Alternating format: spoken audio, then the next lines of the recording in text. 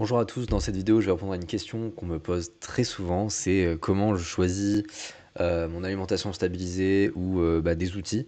Et je vais répondre sur une question c'est plutôt pour les gens qui s'équipent avec du matériel relativement débutant et pas forcément le matériel qui vaut 1200 € pièce. C'est comment on fait pour choisir, comment on sait s'il faut une station 1 ampère, 2 ampères, 3 ampères, 5 ampères, etc. Donc l'exemple que je vais prendre aujourd'hui, ça va être sur, une marque que nous on utilise en atelier, surtout pour les formations. Alors je suis pas là pour faire la pub pour la marque, pas du tout, c'est juste que j'avais eu ça à l'époque et c'était une des rares qui m'avait vraiment plu.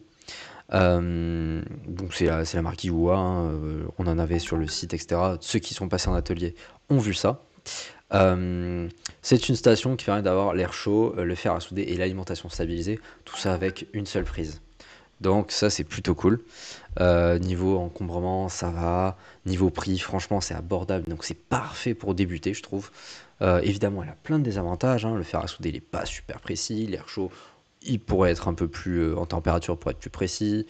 L'alimentation stabilisée, pas si stable que ça. Mais franchement, c'est largement suffisant pour faire la majorité des petites réparations. Surtout quand on n'en fait pas à longueur de journée et que c'est quelque chose qu'on fait vraiment pas à la fois par plaisir, mais aussi quelque chose qu'on fait pour nos clients, mais c'est pas notre activité principale. On fait de la réparation et de la micro-soudure 2, 3, 4 fois par jour, quoi. C'est pas vraiment le truc industriel. Donc évidemment, une fois que vous avez pris du niveau, vous allez devoir passer à une machine un peu mieux, même beaucoup mieux. Mais en tout cas, déjà là, aujourd'hui, on est sur comment on choisit déjà cet appareil de base. Et même si vous prenez pas la IWA, je sais qu'il y en a chez Baku, il y en a plein maintenant des machines, je crois même mécanique en fait maintenant. Alors, faut pas oublier que souvent à l'intérieur c'est la même chose et après c'est rebrandé avec des couleurs, des afficheurs différents, un boîtier différent, mais souvent à l'intérieur et les éléments chauffants sont les mêmes. Donc pour en était là, ah oui, comment on choisit l'alimentation stabilisée? Alors même si vous prenez juste une alimentation stabilisée externe, pourquoi c'est super important de prendre au moins une alimentation qui peut délivrer jusqu'à 3 ampères? Minimum 3 ampères. Alors, vous vous souvenez, on a l'intensité et la tension. Niveau tension, une alimentation stabilisée pour faire de la réparation iPhone, je parle iPhone, techniquement, vous avez juste besoin d'aller jusqu'à 4,2 volts. Et bon, dans la pratique, c'est bien si vous allez jusqu'à 15, etc. Si vous commencez à faire du Mac ou du PC, il faudra aller au moins jusqu'à 20 volts. Souvent, il y en a beaucoup qui vont jusqu'à 30 volts.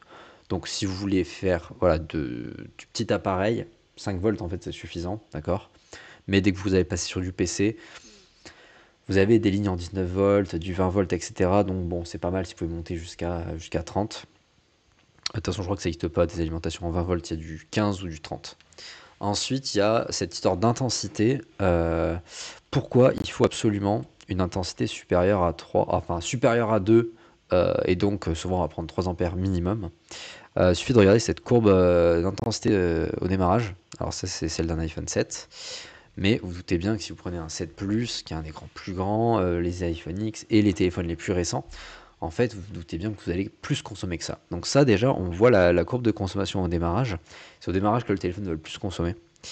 Euh, on voit qu'on a un pic ici. Alors, le pic dure pas très longtemps. Donc, quand on a fait l'acquisition, je sais pas si ça a tout pris. Mais déjà, on dépasse 1,2 ampères. Bon, à l'arrière, c'est pas énorme, mais maintenant, avec les OS plus récents, vous verrez que si vous démarrez un iPhone 7, bon, il peut facilement monter à 1,8 ampères, hein. Donc 1,8 ampères, on est proche de 2 ampères.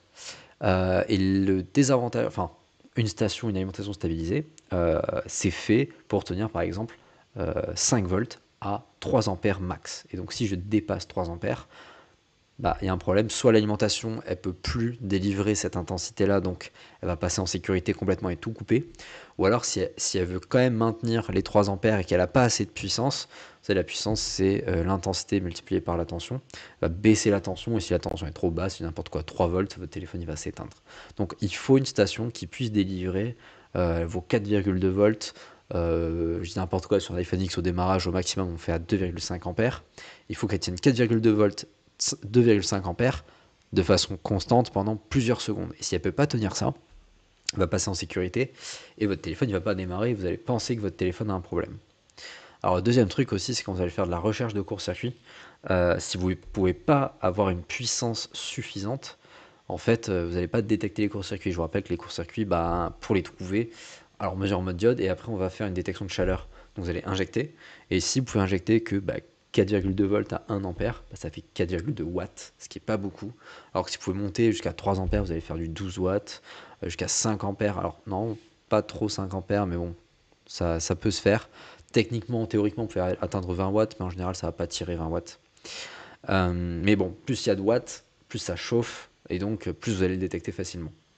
Donc il n'y a pas besoin de puissance faramineuse pour de l'iPhone, mais voilà, il faut quand même pouvoir tirer au moins 3 ampères. Donc déjà quand je regarde sur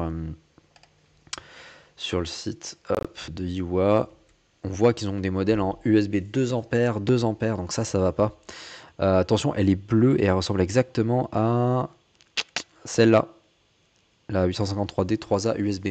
Entre ça et ça, de l'extérieur, c'est la même chose, donc pensez bien à vérifier la référence. Et donc la référence est 853D USB 3A. Prenez pas la 2A. Il y a même une version 1 ampère qui existe et honnêtement, bah, c'est pas le top. Il y a une 5 ampères noire qui existe. Et après, vous avez la Yihua 2 qui est beaucoup plus légère, qui a une alimentation qui monte jusqu'à 5 ampères. Alors je trouve qu'elle est un peu moins pratique à utiliser, même si elle a des presets, etc. Mais bon, faut savoir que ça existe, quoi, qui est abordable aussi. Mais voilà, n'achetez pas la 1 ampère parce que ben, ce sera pas suffisant pour faire vos diagnostics en tout cas. Et puis bah, vous pouvez, ce que je viens de vous montrer là, vous pouvez le faire avec tous les Baku, les mécaniques. Il y a beaucoup de marques en fait qui existent aujourd'hui, que je recommande pas toutes, hein, mais bon, il y en a certaines que j'ai pas pu tester, donc je peux pas dire quoi que ce soit. Donc voilà, tout ce qu'il faut savoir en tout cas sur cette partie alimentation stabilisée. Retenez minimum 3 ampères. Si vous avez le budget, pourquoi pas 5 ampères. Et voilà, hein, c'est tout ce qu'il y a à savoir sur cet outil-là. J'espère que cette vidéo vous sera utile et bah, n'hésitez pas à me dire ce que vous avez comme alimentation. Si vous avez du mal à diagnostiquer avec une alimentation 1 ampère ou 2 ampères, n'hésitez pas à nous le dire. On peut essayer peut-être de vous aider à des astuces. Hein. Souvent, vous pouvez baisser la tension.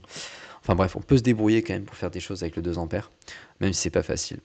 Voilà, à la prochaine.